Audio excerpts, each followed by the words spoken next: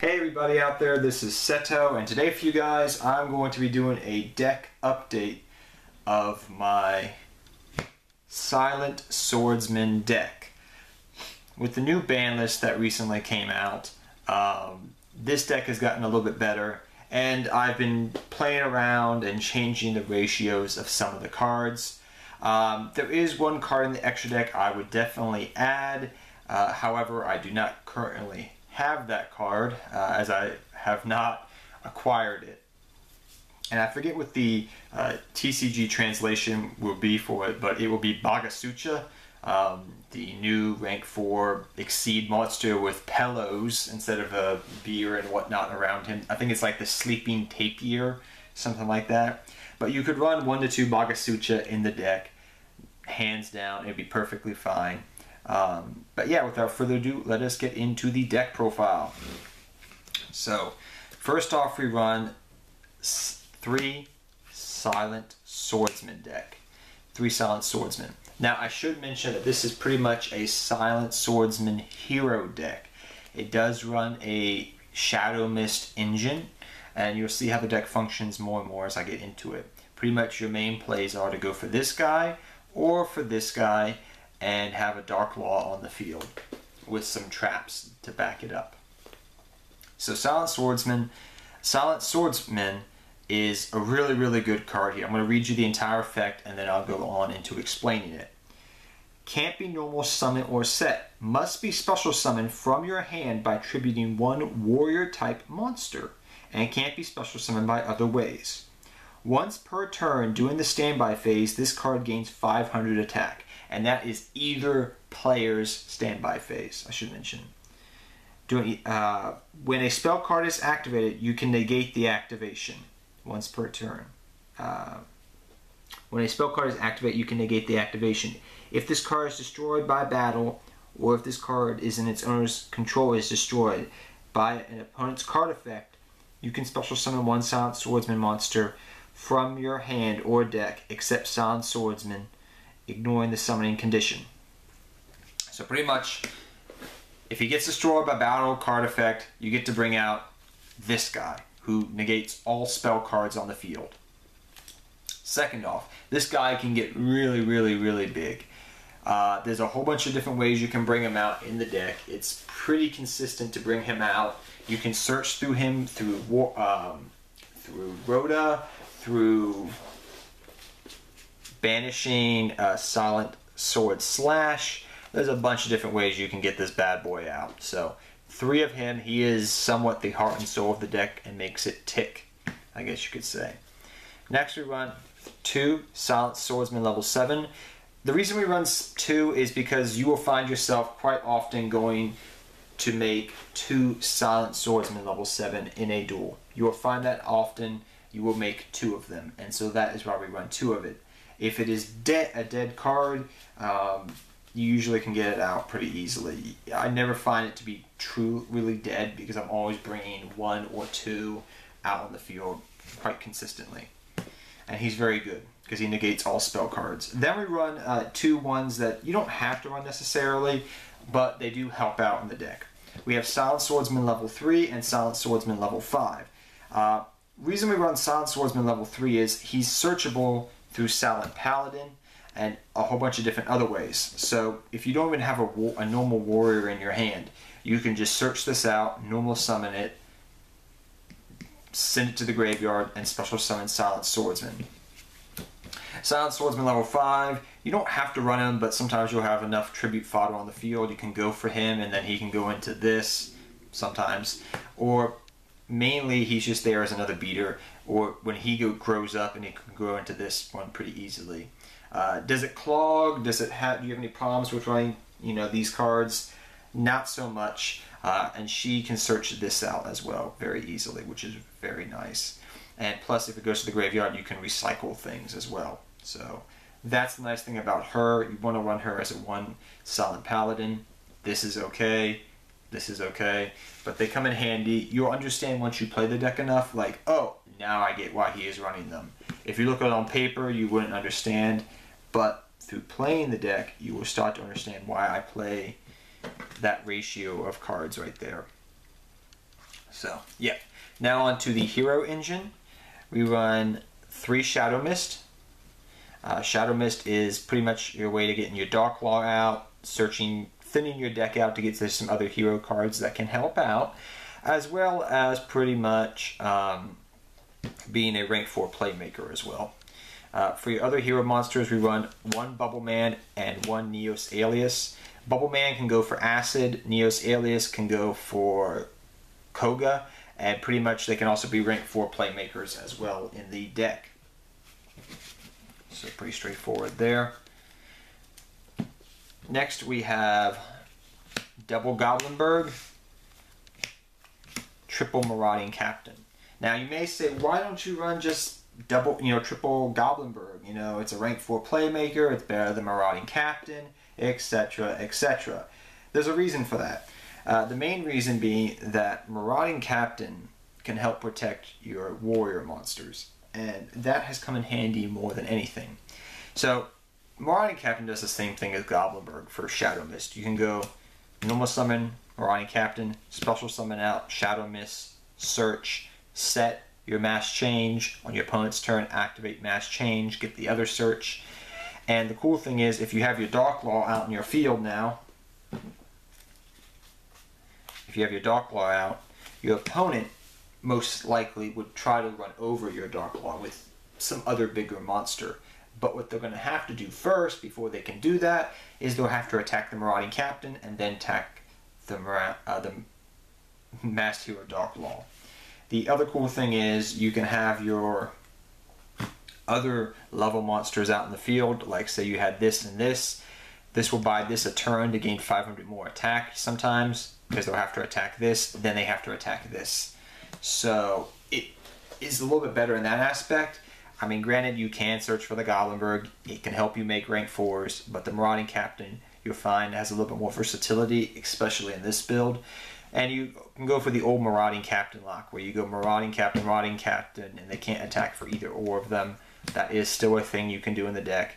But overall, I find Marauding Captain is putting in just a little bit more work in this build of the deck. If I was to play pure heroes or any variation of heroes, I would run Goblinberg and not Marauding Captain.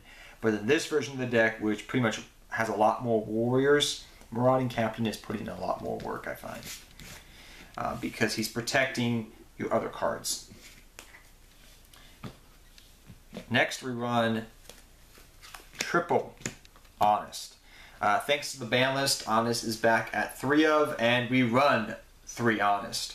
It works with all your silent monsters, pretty much.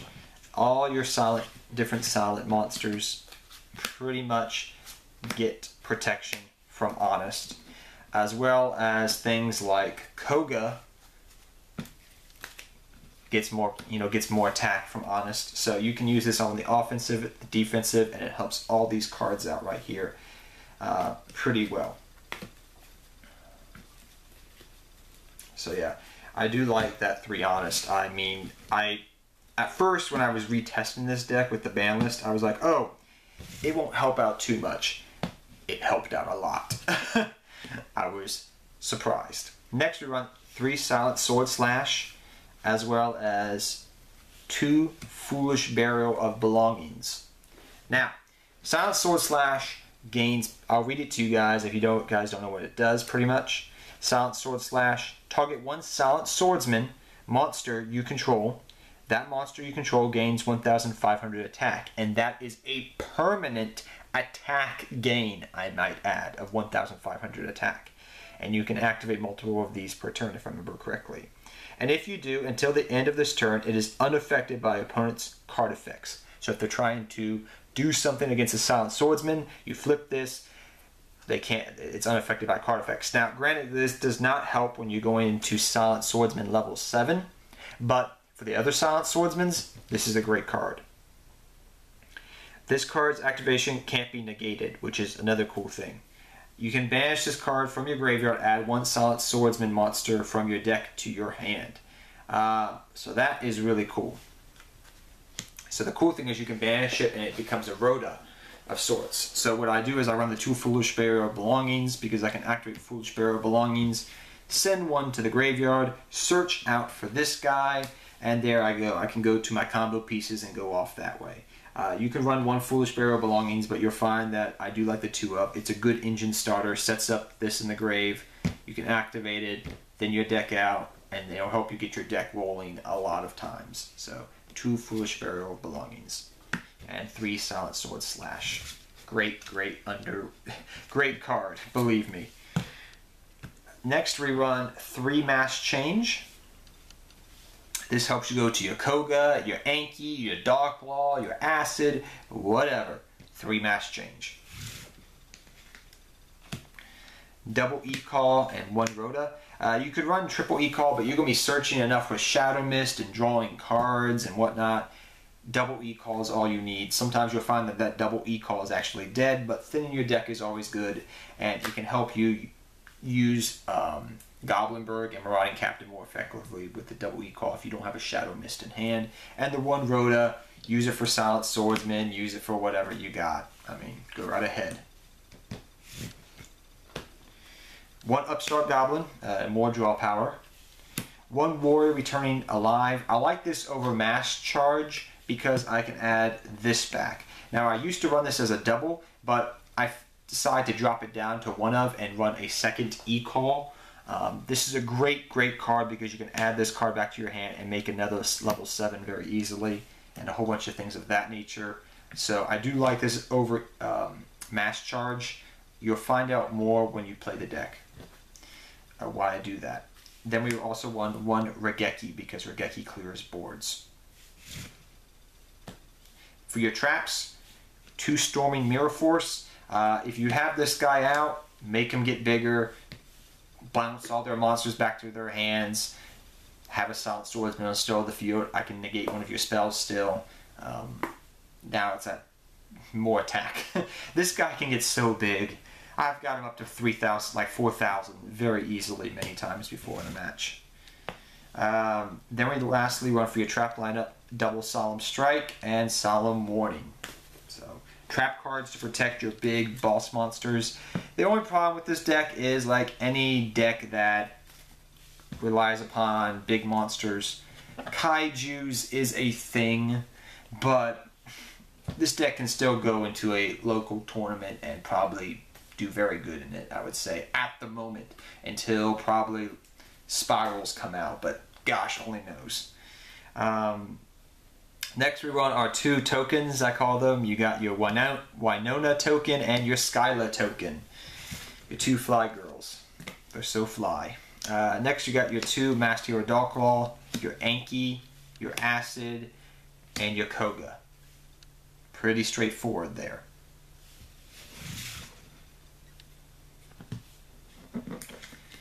Next we got your Utopia package, 39, Prime, and Lightning.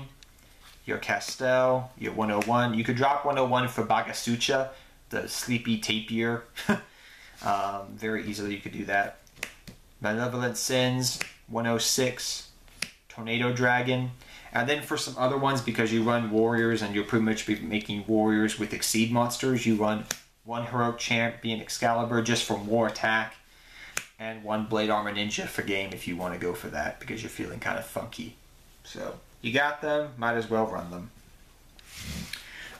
So in conclusion, that was a very quick deck profile, and I will say before I end this deck profile here, let's go into the deck a little bit more deeper and I'll explain it to you. So the Silent Swordsman deck, it works fairly well. It can win matches against meta decks if you know what you're doing, especially against spell-oriented decks. If people are relying upon the spellbook engine, this card right here can shut them down. And level 7 is your big boy, wherever the heck he's at here. Level 7 and this are pretty much your heart and soul of the deck right here, in conclusion with the deck. The Darklaw is just more bang for your buck. It helps you go into different situations, you know, get blow away back row, blow away whatever.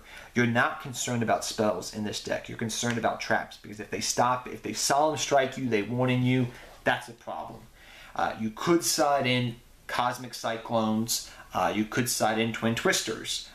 You could easily do that and get away with it, but the problem I found by doing that is, if you have Silent Swordsman out in the field, you can't activate spell cards. Thus, your Cosmic Cyclones, your Twin Twisters will be dead. You can definitely put in your side deck and bring out into your main deck your Ghost Ashes. I don't own them, but you could run Ghost Ash. You could easily run Ghost Ogres if you wanted to. You could play hand traps like Max C.